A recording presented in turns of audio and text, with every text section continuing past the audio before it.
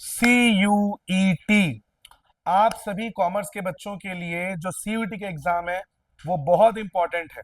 और CUET को लेके कंप्लीट इंफॉर्मेशन, क्या कोर्स होगा, क्या सब्जेक्ट कॉम्बिनेशन होगा, एग्जाम्स के डेट्स क्या हैं, एवरी योर डाउट जो आपको CUET को लेकर है, इस वीडियो को देखने के बाद आपको कहीं और वीडियो की देखने की जरूरत नहीं पड़ेगी। आज मैं आपको CUET को लेके एक एक चीज आपको मैं क्लियर कर दूंगा। और आपको ये वीडियो देख के आराम से आज या कल बैठ के, 22 तारीख को लास्ट डेट है, लेकिन ये डेट एक्सटेंड होगा ये मुझे पता है।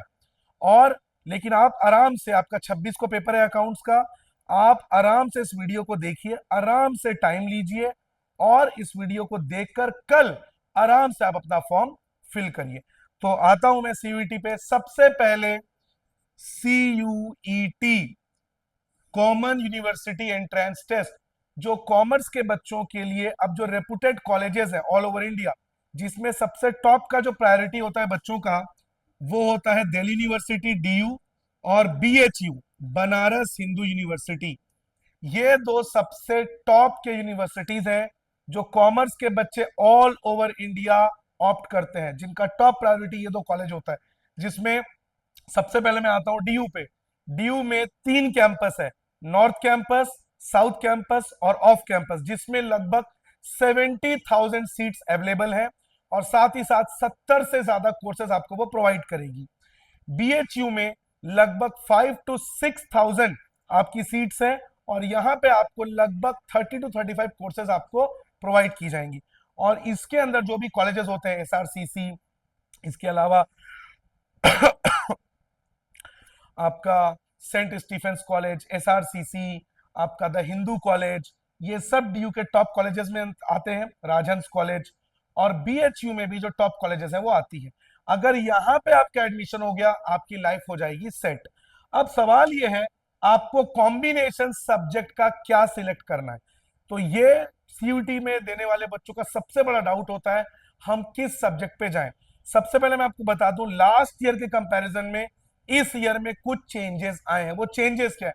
पहले आपको मैक्सिमम 7 सब्जेक्ट्स आपके पास अवेलेबल था, मैक्सिमम आपको 7 सब्जेक्ट्स में एग्जाम आपको देना पड़ता था।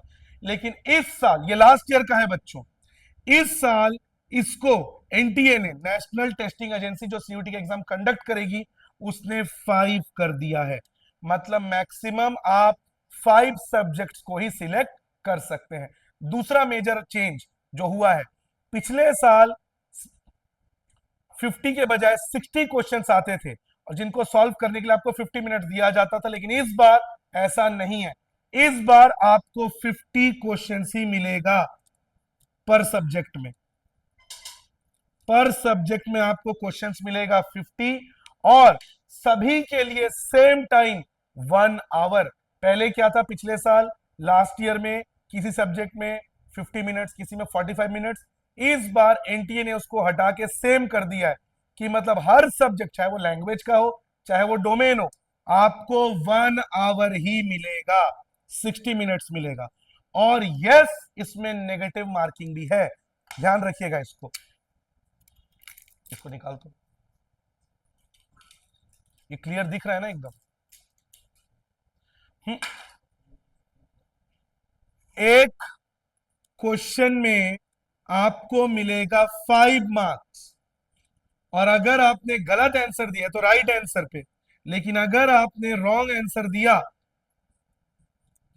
तो उसमें 1 मार्क नेगेटिव मार्किंग का डिडक्ट हो जाएगा, मतलब नेगेटिव मार्किंग है। और अगर आपने अटेम्प्ट नहीं किया तो 0 मार्क्स, उसमें आपका ना मार्क्स ऐड होगा ना डिडक्ट होगा। ये आपको ध्यान में रखना है। दूसरी बात कि अगर आप मार्क्स को देखें, एक क्वेश्चन में 5 मार्क्स है तो क्वेश्चंस आपको मिलेंगे 50, 5 इंटू 50, 250 मार्क्स।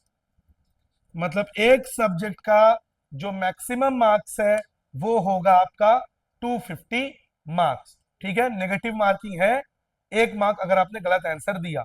तो ये एग्जाम का पैटर्न है। दूसरा, इस बार आपको सिर्फ CBT मॉडल में पेपर देना है, computer based test. Last year 2 options थे, आप पेन पेपर मोड में भी दे सकते थे और सीबीटी मोड में भी। इस बार सिर्फ और सिर्फ सीबीटी मोड में एग्जाम होगा, पेन पेपर में एग्जाम नहीं होगा, और एमसीक्यू मल्टीपल चॉइस क्वेश्चंस में आएंगे जो आपको आंसर देना। दूसरी बात, ऑप्शंस आपको नहीं मिलने वाले। पिछले साल मैंने क्या बोला था, 60 क्वेश्चंस आते थे, आपको सॉल्व करना होता था 50 क्वेश्चंस। इस बार ऐसा नहीं है, इस बार आपको किसी भी क्वेश्चन में ऑप्शन नहीं मिलेगा, एक में एक ही क्वेश्चन आएगा और आपको सॉल्व करना मैंडेटरी है, आप छोड़ नहीं सकते। छोड़ देंगे तो आपको 0 मार्क्स मिलेगा, कुछ मार्क्स नहीं मिलेगा, लेकिन अगर आपने गलत किया तो 1 मार्क्स डिडक्ट हो जाएगा। लेकिन आपको क्वेश्चंस के बीच में कोई ऑप्शन नहीं मिलेगा कि ए और बी में 2 क्वेश्चन दे दिया, इसमें से कोई एक करो, नहीं, इस बार आपको ऑप्शंस नहीं मिलेंगे। ठीक है, इसके बाद इसका स्क्रीनशॉट लेना चाहे तो ले लीजिए। अब सबसे इंपॉर्टेंट, सब्जेक्ट कॉम्बिनेशन। बच्चों को इसमें बहुत ज्यादा डाउट होता है कि हम कौन सा सब्जेक्ट कॉम्बिनेशन सिलेक्ट करें। तो मैं आपको वो सब्जेक्ट कॉम्बिनेशन बताने जा रहा हूं जो ना सिर्फ डीयू और बीएचयू के टॉप कॉलेजेस को कवर करेगा, बल्कि सीयूईटी में जो 45 सेंट्रल यूनिवर्सिटीज पार्टिसिपेट कर रही हैं और जो स्टेट की बड़ी डीम्ड यूनिवर्सिटीज भी पार्टिसिपेट कर रही हैं, उन सबको ये कवर करेगा। तो मैं आपको वो कॉम्बिनेशन बता रहा हूं। सबसे पहला, 3 सेक्शन दिया होता है, सेक्शन 1, सेक्शन 2 और सेक्शन 3। सेक्शन 1 जो है वो आपका लैंग्वेज से रिलेटेड है, और जनरली यहां पे 13 लैंग्वेजेस है, लेकिन जनरली आप इसमें सिलेक्ट करोगे इंग्लिश। अब इंग्लिश में क्या आएगा, इसमें अनसीन पैसेज आएगा, वोकेबुलरी आएगा, ग्रामर आएगा, और आपका वर्बल स्किल देखा जाएगा। तो इंग्लिश आप जनरली आप इसमें से सिलेक्ट करोगे। नंबर 2, कॉम्बिनेशन 2, जो कि डोमेन स्पेसिफिक है। डोमेन स्पेसिफिक, इसमें आपको 3 डोमेन सब्जेक्ट्स लेने होंगे, अकाउंट्स, इकोनॉमिक्स और बीएसटी। अब इसमें एक चीज मैं आपको बता दूं, जैसे अगर आप बीएचयू में जा रहे हैं, बीएचयू के लिए आप ऑप्ट कर रहे हैं, तो उसमें क्या रहता है, इंग्लिश हो जाएगा, अकाउंट्स और बीएसटी, और एक आपका GSAT, general skill and aptitude, जिसमें आपका जीके आ जाएगा, करंट अफेयर्स, न्यूमेरिकल एबिलिटी, थोड़ा बहुत बेसिक सा मैथ्स, ये इसमें आएगा। अब बीएचयू में क्या है, बीएचयू में आपका इंग्लिश है, जीटी आपको लेना पड़ेगा, कंपलसरी है, और 3 डोमेन सब्जेक्ट्स में 2 डोमेन सब्जेक्ट, अकाउंट्स और बीएसटी, 4 के कॉम्बिनेशन से आप आ जाएंगे। बट डीयू में आपको ये तीनों डोमेन सब्जेक्ट्स आपको लेने पड़ेंगे। इसका मतलब डीयू में जीके कंपलसरी नहीं है, पर बीएचयू में। इसीलिए मैं आपको कह रहा हूं, आप इनका कॉम्बो सिलेक्ट करिए, आपका टेंशन ही खत्म हो जाएगा। ये 5 सब्जेक्ट्स का कॉम्बिनेशन, आपका एक लैंग्वेज, 3 डोमेन और एक जनरल। अगर आपने इन 5 सब्जेक्ट्स को लिया, आप मेजॉरिटी ऑफ कॉलेजेस को आप टारगेट कर सकते हैं। ये आपका समझ लीजिए रामबाण है। ये जो मैंने आपको कॉम्बिनेशन बताया है, ये इंडिया के 99% जो टॉप कॉमर्स के कॉलेजेस हैं उनको ये कवर कर लेगा, ये कॉम्बिनेशन, एक लैंग्वेज, 3 डोमेन और एक जीटी। ये आपका सब्जेक्ट कॉम्बिनेशन होना चाहिए। पिछले बार जब आप फॉर्म भरते थे तब बीकॉम लेना है, बीकॉम ऑनर्स लेना है, बीए लेना है, बीए प्लस एलएलबी लेना है, बहुत सारा टेंशन था। इस बार फॉर्म में ऐसा कुछ नहीं करना है, आपको सिर्फ सब्जेक्ट का कॉम्बिनेशन भरना है। कोर्स भी आपको इस बार नहीं करना, वो जब आपका काउंसलिंग प्रोसेस होगा तब आपसे पूछा जाएगा। तो ये आपका कॉम्बिनेशन आपका होना चाहिए।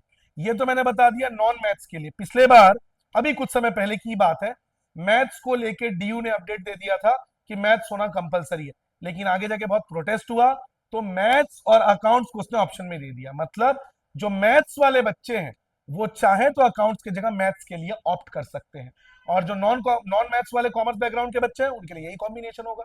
एक और बात, कुल मिला के यहाँ पे 13 लैंग्वेज है जिसमें आप इंग्लिश लोगे, और डोमेन में कुल मिला के 23 सब्जेक्ट्स हैं, जिसमें से आपको 3 सिलेक्ट करना है, मैं आपको बता दूं। और इस डोमेन में आपका फिजिकल एजुकेशन भी आता है, आपका फाइन आर्ट्स भी आता है। मान लीजिए कोई ऐसा बच्चा है जिसका अकाउंट्स उतना अच्छा नहीं है, तो वो यहाँ पे फिजिकल एजुकेशन लिख सकता है, पर प्रॉब्लम ये हो जाएगी बच्चों, फिर डीयू में वो ऑप्ट नहीं कर पाएगा, बिकॉज डीयू में आपको अकाउंट्स लेना कंपलसरी है। आप फाइन आर्ट्स भी जा सकते हैं, अगर आपको बीएसटी नहीं लेना तो आप यहाँ पे फाइन आर्ट्स डाल दीजिए, अगर आपके स्कूल में 12th में आपने फाइन आर्ट्स पढ़ा है तो। आपके 12th में जो आपके कोर्सेज हैं वही आपको लेना है, ठीक है। लेकिन उसमें कुछ कॉलेजेस आपके हट जाएंगे, जैसे बीएचयू में आप बीएसटी लेंगे, इको लेना कंपलसरी नहीं है। इसलिए मैं बोल रहा हूँ, इतने सारे कॉलेजेस हैं, आपके माइंड में बहुत सारा कंफ्यूजन आ जाएगा। इसलिए कंफ्यूजन का एक ही इलाज है, आप सब कुछ भूल जाइए, ये 5 सब्जेक्ट का कॉम्बो आप ले लीजिए।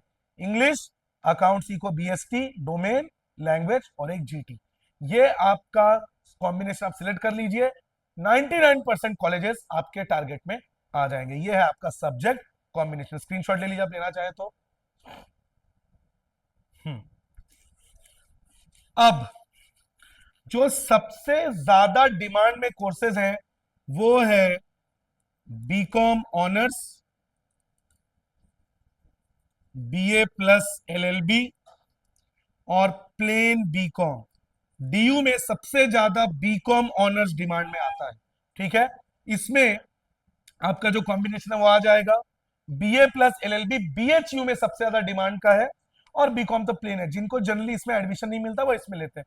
सबसे ज्यादा डिमांड में ये दो कोर्सेज आते हैं कॉमर्स के बच्चों के लिए, बीकॉम ऑनर्स और बीए प्लस एलएलबी, ठीक है, और बीकॉम। तो इन सभी कोर्सेज को जो मैंने आपको बताया वो आपको टारगेट में आ जाएगा, जो मैंने आपको कॉम्बिनेशन दिया है, ठीक है। इसके बाद एग्जाम के जो डेट्स हैं, जो टेंटेटिव डेट्स हैं, समझ लीजिए 8 मई से लेके फर्स्ट वीक ऑफ जून तक।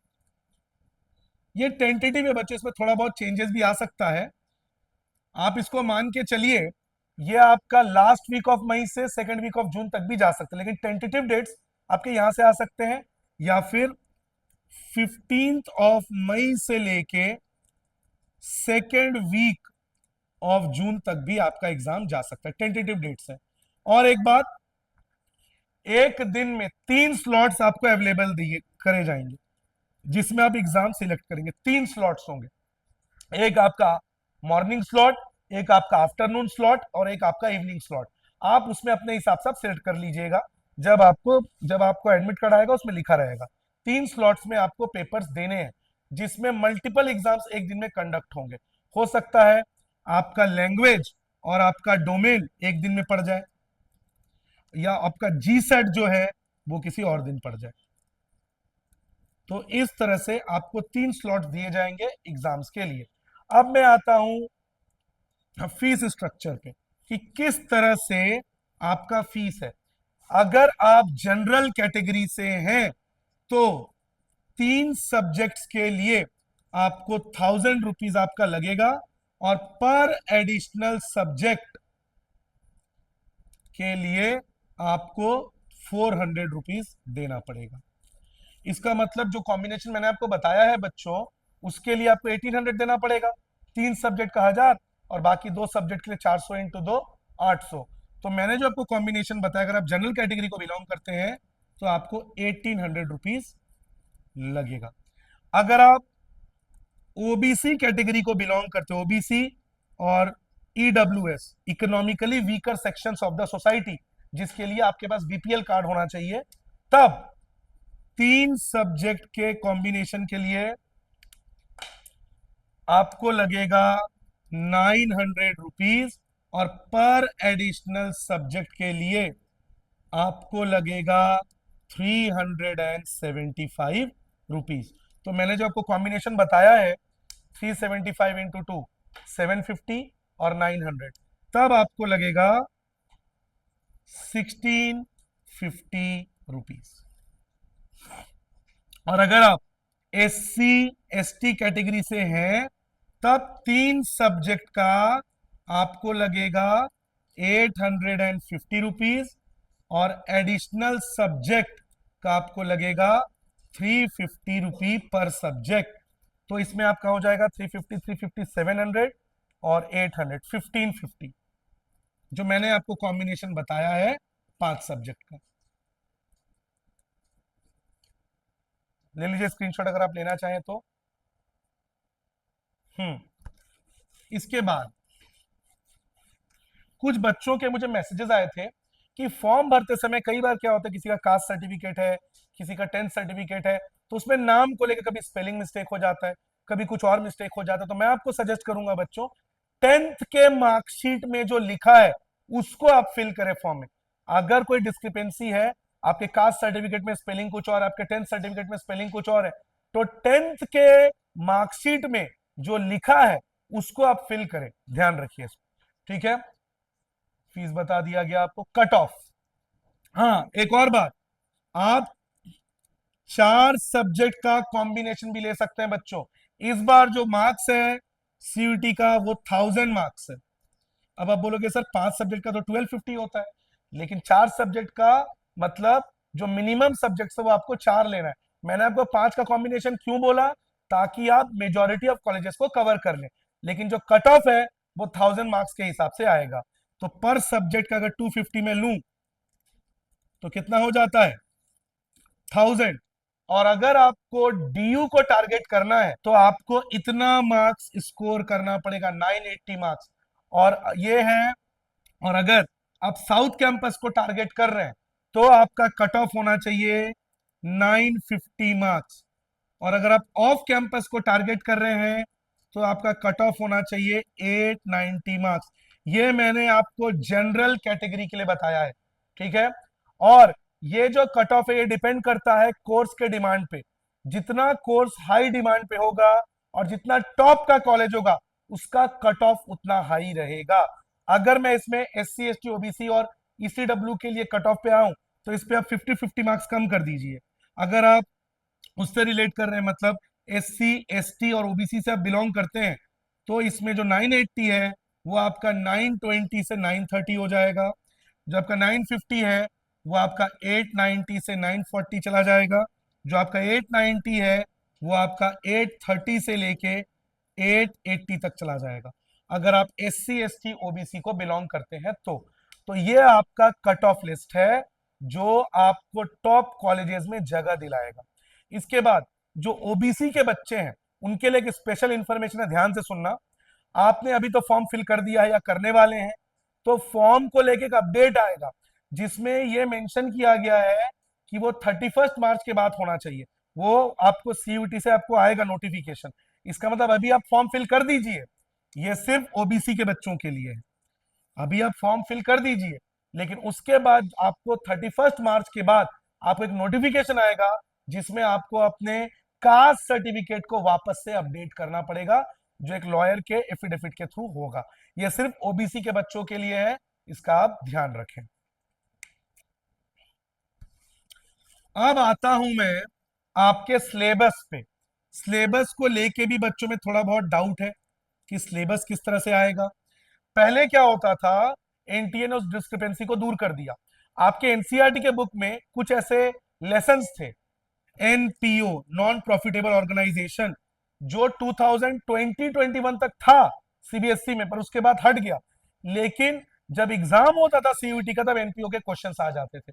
बच्चों ने इसको लेके बहुत कंप्लेन किया, तो एनटीए ने इस बार क्या किया, इस बार इंटायर 12th सिलेबस, आपका कंप्लीट 12th सिलेबस आएगा फ्रॉम एनसीईआरटी। जो आपके डोमेन सब्जेक्ट्स है, जो आपने पढ़ा है डोमेन में, अकाउंट्स, इकोनॉमिक्स, बीएसटी, इसमें अगर आप नॉन मैथ्स बैकग्राउंड से हैं तो ये आपका डोमेन होगा। और अगर कोई मैथ्स बैकग्राउंड का है तो वो बीएसटी के जगह यहां पे मैथ्स ले सकता है, ठीक है, या इको के जगह वो मैथ्स के लिए जा सकता है। इसमें मैंने इसलिए आपको 5 कॉम्बिनेशन बताया है। अगर आप बीएचयू के लिए जा रहे हैं तो आपको मैथ्स कंपलसरी नहीं है, तब आप बीएसटी के लिए चले जा सकते हैं। और अगर आप दिल्ली के लिए जा रहे हैं उसमें भी मैथ्स कंपलसरी नहीं है, तो उसमें आप ये तीनों सब्जेक्ट का कॉम्बो ले सकते हैं। इसलिए मैं बार बार आपको बोल रहा हूं, जो मैंने 5 सब्जेक्ट का आपको कॉम्बो दिया है वो सबसे बेस्ट है। अकाउंट्स, इको, बीएसटी, इंग्लिश और जीटी। इंग्लिश आपका लैंग्वेज, ये आपका डोमेन, ये आपका जीके। इनको आप सिलेक्ट करिए, चाहे डीयू हो बीएचओ, कोई भी कॉलेज के लिए आप ऑप्ट कर सकते हैं, ठीक है। अब बात मत करो, वीडियो बन रहा है यहाँ पे, इडियट बात किए जा रहे हैं। ये तीनों में पूरा का पूरा आपका 12th का सिलेबस आएगा जो एनसीईआरटी में है, चाहे वो शेयर हो, डिबेंचर हो, जो भी हो, ठीक है। आपको कहीं और से पढ़ने की जरूरत नहीं पड़ेगी। दूसरी बात, इंग्लिश के लिए क्या आएगा मैंने आपको बता दिया है, और जीके के लिए क्या आएगा, इसके लिए आपको करंट अफेयर्स ये सब पढ़ना पड़ेगा, ठीक है। तो ये आपका सिलेबस होगा आपके सीयूईटी के लिए, ठीक है। तो ये मैंने आपके एक वीडियो में सीयूटी से रिलेटेड सारी जानकारी आपको दे दी। अगर फिर भी आपको कोई डाउट है, कोई और आपको चीज पूछनी हो, आप कमेंट में आके बता सकते हैं। मैं सीयूटी की क्लासेस 1 अप्रैल से शुरू करूंगा, जिसमें मैं इन पांचों सब्जेक्ट्स का पूरा आपको, चाहे इंग्लिश का हो, आपका vocabulary, unseen passage, everything. English में आपका जो बुक में आपने पढ़ा है वो नहीं आने वाला, grammar, verbal ability, skill, comprehension, passage, ये सब आएगा। जीके, करंट अफेयर्स, थोड़ा बहुत basic maths, new reasoning ability, और ये तीनों। तो 1 अप्रैल से मैं सीयूटी की क्लासेस शुरू करने वाला हूं, जिसकी वीडियोस भी यूट्यूब में डलती जाएंगी। तो ये रहा सीयूटी का A to Z इंफॉर्मेशन। इस वीडियो को अपने दोस्तों में जो 12th में है और जो अभी सीयूटी की तैयारी कर रहे हैं, सीयूटी देना चाहते हैं, उनसे शेयर करिए। और एक बात, सीयूटी आप तो देंगे ही जो 12th में है, जो लास्ट ईयर 12 पास आउट है वो भी सीयूटी दे सकते हैं, ये भी आपको बता दूं, ठीक है। और सीयूटी में कोई एज लिमिट नहीं है। और एक बहुत ही इंपॉर्टेंट इंफॉर्मेशन बच्चों सीयूटी को लेके, अगर आपका 12th में कंपार्टमेंट आ गया किसी भी एक सब्जेक्ट में, आप सीयूटी के लिए इन एलिजिबल हो जाएंगे। इसका मतलब कोई भी बच्चा जिसका कंपार्टमेंट आ गया है वो सीयूईटी के लिए अनएलिजिबल हो जाएगा। इसका मतलब आप सीयूईटी दे दिए, आपने स्कोर भी कर लिया, पर 12th रिजल्ट में आपका कंपार्टमेंट आ गया, तो आपके सीयूईटी का कोई वैल्यू नहीं होगा। तो इसका ध्यान रखें। और आपको मिनिमम 50% मार्क्स आपको लाने पड़ेंगे आपके 12th बोर्ड्स में, इस बात का ध्यान रखें। तो आप सभी को ऑल द वेरी बेस्ट आपके अकाउंट्स के लिए, और इस वीडियो को ज्यादा से ज्यादा शेयर करें, लाइक करें। Have a good day.